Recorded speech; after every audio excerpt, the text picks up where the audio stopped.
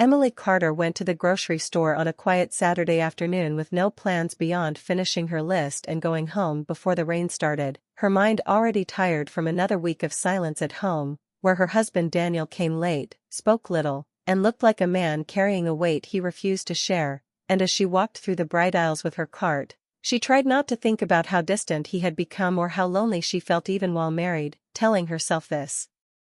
was just stress and that things would settle down. But that fragile calm broke the moment she heard her name spoken in a steady male voice behind her, a voice she recognized even before she turned around, and when she faced him, there stood Mark Reynolds, Daniel's boss, dressed neatly as always, holding a basket with a few items, looking just as surprised as she felt. And the setting made everything feel unreal because she was used to seeing him at office dinners or company events, not next to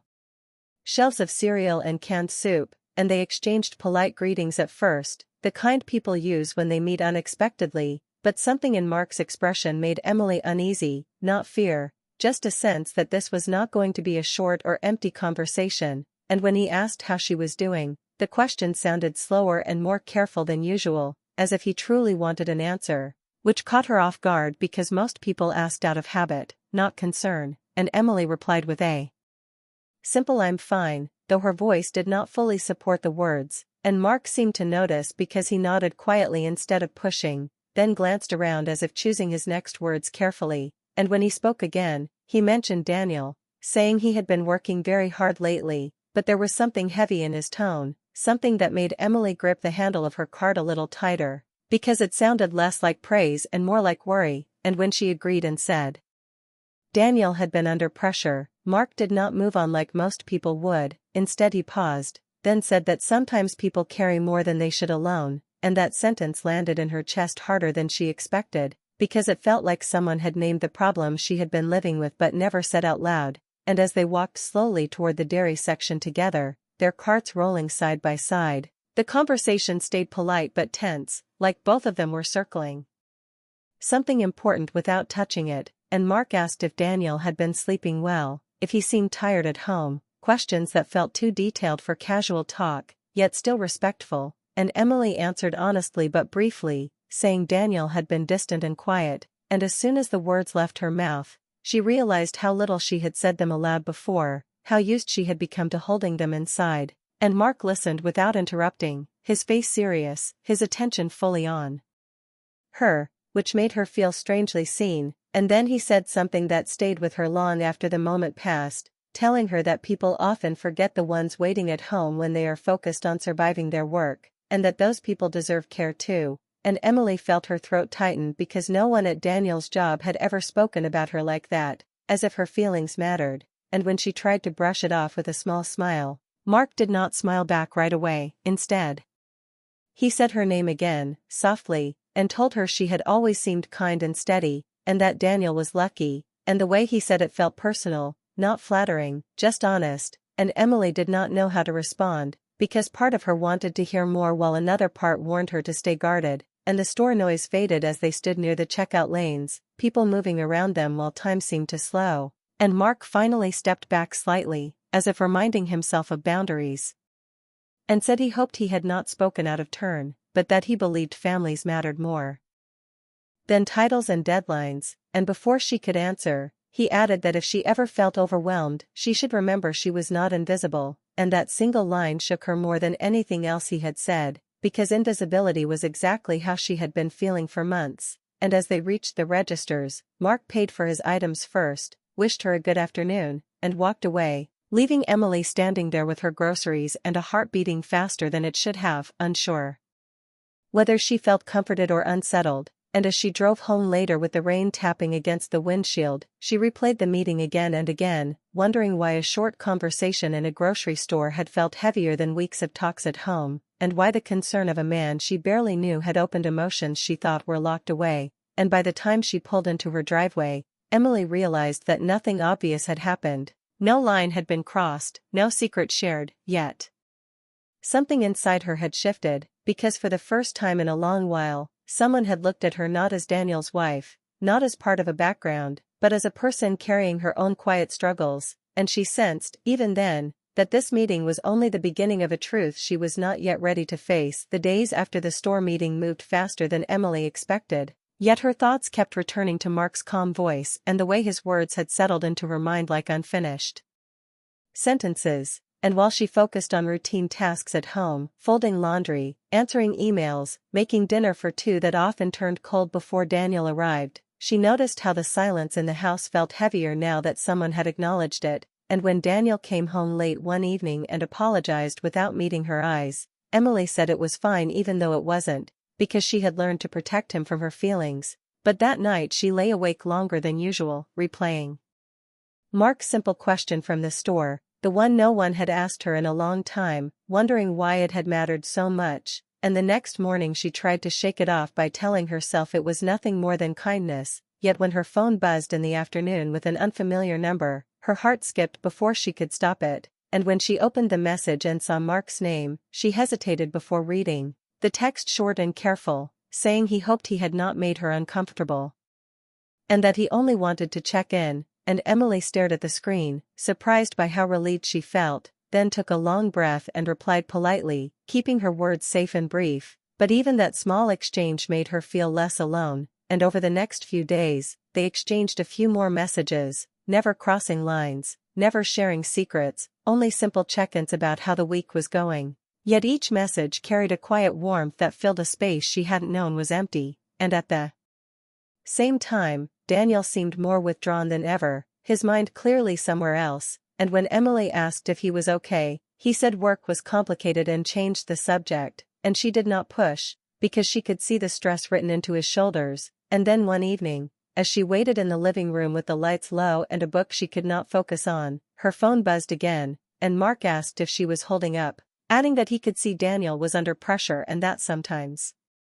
strong people break in silence. And Emily felt a mix of gratitude and guilt, gratitude that someone noticed, guilt that it was not her husband doing the noticing, and she typed a reply, then erased it, then finally sent a simple line saying she was trying her best, and Mark answered almost right away, telling her that trying mattered and that she should not forget herself while caring for others. And those words stayed with her as she watched the clock creep toward midnight, and when Daniel finally came home, exhausted and distracted, Emily hugged him longer than usual, hoping he would feel how much she wanted to reconnect, but he gently pulled away and went to shower, leaving her standing alone in the quiet house. And later, as they lay in bed facing opposite directions, Emily stared at the ceiling and realized she was beginning to separate concern from affection in her heart, understanding that what she felt toward Mark was not about wanting him, but about wanting to be heard. And that realization frightened her, because it meant something was missing in her marriage. And the following week, Emily ran into Mark again, this time outside the office building where she had brought Daniel lunch as a surprise, and Mark looked genuinely glad to see her, but his smile faded when he noticed how tired she looked, and they spoke briefly, keeping their distance. But before parting, Mark said something that stayed with her, telling her that sometimes the hardest part of love was speaking the truth before it was too late. And Emily nodded without answering, because deep down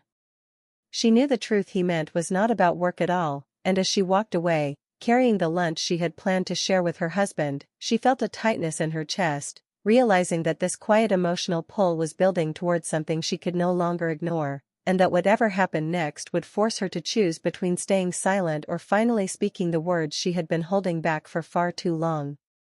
The tension that had been growing quietly in Emily's life finally reached a point where it could no longer be ignored, and it happened on an ordinary evening when Daniel came home earlier than usual, his face pale and his movements slow, as if he had aged in a single day. And when he sat at the kitchen table without turning on the light, Emily knew something was wrong, so she sat across from him and waited. And after a long silence he told her the truth he had been hiding, that his job was at risk, that the company was cutting positions, and that he had been living with the fear of failing her, the fear of losing everything he had worked for. And as he spoke his voice cracked in places where pride had once lived, and Emily felt both hurt and relief, hurt that he had shut her out, relief that the wall between them was finally breaking, and she listened without interrupting as he admitted that he had been ashamed to come home feeling weak, that he thought protecting her meant staying silent. And when he finished, Emily reached across the table and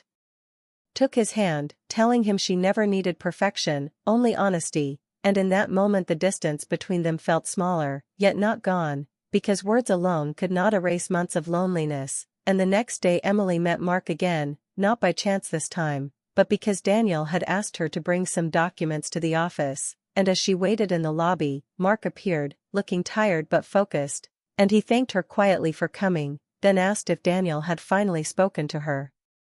And when she nodded, Mark let out a slow breath, as if releasing something he had been holding in himself, and he admitted that he had been worried about Daniel for weeks, that he had seen the pressure building and feared it would break him. And Emily appreciated his honesty, yet she felt a new weight settle in her chest, because this conversation felt like a turning point. And Mark looked at her with an expression that was gentle but firm, and he said something that surprised her, telling her that while he admired her strength and kindness, he respected her marriage too much to ever stand between them, and that his concern had never been about crossing lines but about making sure she knew she mattered. And Emily felt a wave of emotion at his words, a mix of gratitude and sadness, because part of her had been afraid of what his attention meant, and hearing him set that boundary made everything clearer and more painful at the same time, and she thanked him for being honest, then told him she needed to focus on her family, and Mark nodded, saying he understood and that he hoped things would get better for her. And as she walked away from the office that day, Emily felt both lighter and heavier, lighter because the confusion in her heart had settled into clarity, heavier because clarity required action. And when she returned home, she and Daniel talked again, this time longer, deeper, speaking about their fears, their disappointments, and how they had slowly drifted apart without meaning to. And Daniel admitted he had been afraid she would see him as weak, while Emily admitted she had felt invisible. And there were tears, not dramatic, but quiet and honest, the kind that clean old wounds instead of opening new ones. And by the end of the night, they agreed that saving their marriage would take effort from both of them, not promises made once but choices made daily. And as Emily lay in bed afterward, listening to Daniel's steady breathing beside her, she realized that the emotional pull she had felt toward Mark was not a mistake but a mirror, showing her what was missing, and pushing her toward the truth she could no longer avoid. And she knew that the next chapter of her life would not be easy, but it would be real, and for the first time in a long while, she felt ready to face whatever came next with open eyes and an honest heart. The weeks that followed became a quiet test of everything Emily and Daniel had spoken about, because understanding the truth was easier than living it, and each day required small choices that slowly rebuilt what had been neglected. And Daniel began coming home earlier when he could, not because work was suddenly easier, but because he chose presence over escape. And Emily noticed the effort even when it was imperfect, and instead of hiding her feelings, she started speaking them in calm, honest ways, telling him when she felt overwhelmed and when she felt hopeful. And their home slowly changed, not in dramatic ways, but in the simple return of shared meals, late-night talks, and laughter that felt cautious at first but